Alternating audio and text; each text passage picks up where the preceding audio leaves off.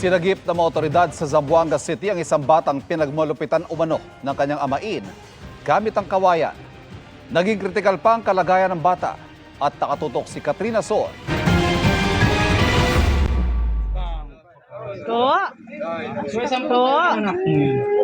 Lupaypay at puro pasa ang 4 na taong gulang na lalaking ito nang datnan ng mga otoridad sa kanilang bahay sa barangay Mampang sa Zamboanga City nitong Biyernes Santo.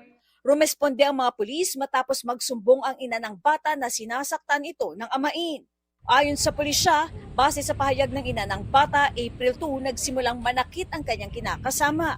Nakatakas yung nanay doon sa bahay habang nagsi-CR yung suspect natin. Kaya nag-report agad sa mga pulis. Sa pag-responde ng mga pulis, nakita nila doon yung bata tsaka yung nanay. Yung bata na puno na ng pasa. Ayon sa pulisya, kawayan ang gamit ng amain sa pananakit sa biktima. Nung pagka-responde ng mga pulis, wala na doon yung suspect. According sa nanay, sir, sinaktan din po siya, sir. Na-confine sa intensive care unit ng ospital ang bata na nagtamo ng mga sugat sa muka, mga pasa sa katawan at bali sa ilong. Ayon sa lola ng bata, wala na siya sa ICU. Unti-unti nang bumubuti ang kanyang kondisyon at nakakakain na rin. Naaresto kalaunan ng sospek.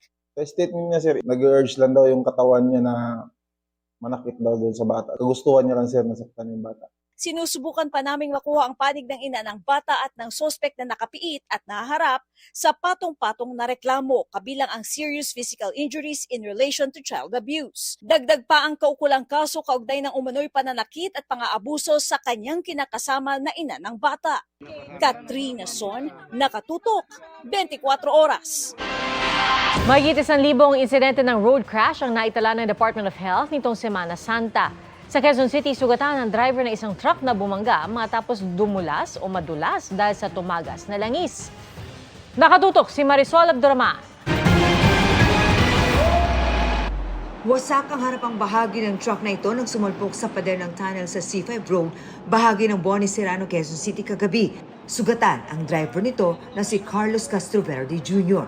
Ayon sa kanya, galing silang may Kawayang, Bulacan at pauwi na sanang Canlubang, Laguna nang mangyari ang aksidente. Madulas daw kasi ang daan at may langis pa kaya nawalan daw siya ng kontrol.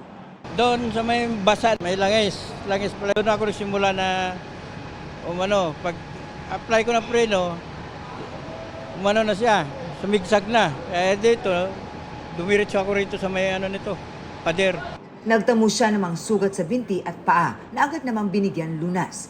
Maayos naman daw ang kalagayan ng kanyang pahinante. Posibleng maharap sa reklamong damage to property ang driver. Sa kabila naman ng aksidente, nagpapasalamat ang truck driver dahil buhay sila ng kanyang kasama. May paalala naman ang mga otoridad sa mga driver. Hindi porket maluwang ang kalsada, ay bibilisan na rin po natin. Marisol Abduraman, nakatuto, 24 oras. 4 ang patay at 29 ang sugatan matapos bumangga sa Center Island ng isang truck sa Alyosan, Cotabato.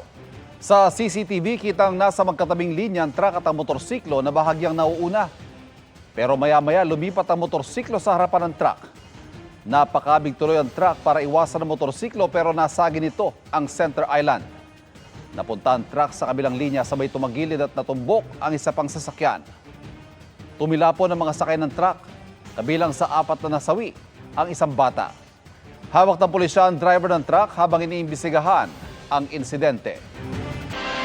Nakapagtala po na mas maraming turistang dumayo sa Boracay ngayong Semana Santa kumpara noong nakaraang taon. At yan po ang tinutukan ni Kim Salinas ng GMA Regional TV. Buhay na buhay ang beachfront ng Boracay ngayong linggo ng pagkabuhay. Humabol sa pagsiswimming sa dagat at iba pang water activity sa mga turista. Nagustuhan ng mga bata na maglagoy-lagoy sila dito sa Boracay dahil dito ay napakaganda. Simula pa kahapon, dagsa na sa Cagban Jetty Port ang mga turistang pauwi mula sa bakasyon sa isla. Nag-enjoy kami sa tubig. Feeling bagets, Always child at heart. I suggest pagka magana is mga 1 week o mahigit.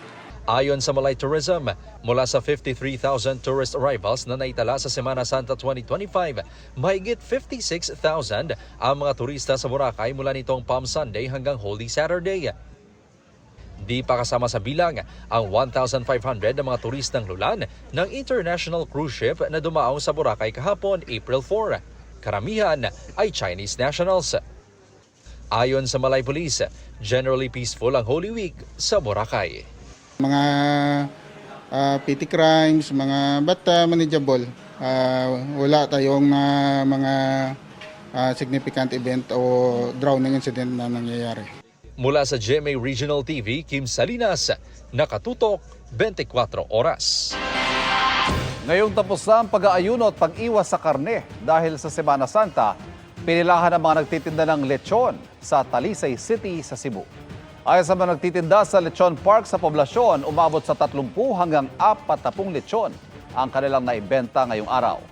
Sanay na raw sila sa dagsang ito dahil ngayong Easter Sunday, bumawi sa pagkain ng karning baboy ang mga iniwasan nito noong Lenten season. Perfect spot din daw ang kanilang pwesto na malapit sa isang public beach.